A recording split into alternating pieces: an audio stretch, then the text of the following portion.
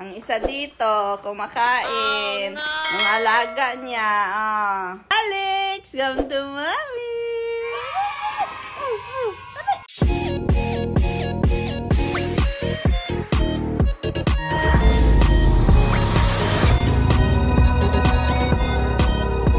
Alex, come, Alex. Come, mommy. Come, mommy, Alex. Come, mommy. Alex, come, mommy. Come. Alex, come to mommy. Ang isa dito, kumakain. Yung alaga niya, maliptin pa. Ano yan? Kumakain? Nagliliptin?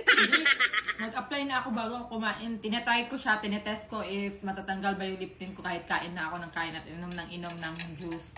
Pero nandyan pa ba? Oo, dyan po. Grabe, ang pigmented. Tapos di pa dumidikit na, hindi nag-ano na. Wala. Dyan. Pigmented talaga siya. Grabe, ang galing talaga nito. Sige nga, try ko nga. Sige, try mo. Ayan guys, sa Prestige yan. Ayan, nakaka-fresh pa yan kay Haggard. Sige nga. Mukha na ba akong bagong ligo? Oo, mukha na. So, yun guys. Kung gusto yung lip tint na to, check nyo na sa Yellow Basket. 98 pesos, apat Grabe, na. apat na 98 pesos lang. Pasabog. Uy, ano yun ginagawa mo, ate? Nag-lip tint. Malaman. Ano bang nakikita mo? So, ayan guys. Ito yung ginagamit ko. Itong lip tint ng Prestige International.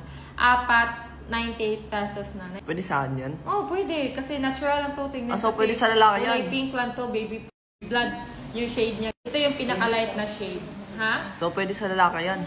Pwede. Natural ang to. Tingnan sa'yo. I-try mo. Sige nga, akin na nga. Try mo. Yan guys, 98 pesos lang. Apat na yung makukuha mo. Diba? Apat na, 98 pesos lang. So ano pa hinihintay nyo guys? I-check out nyo na yan.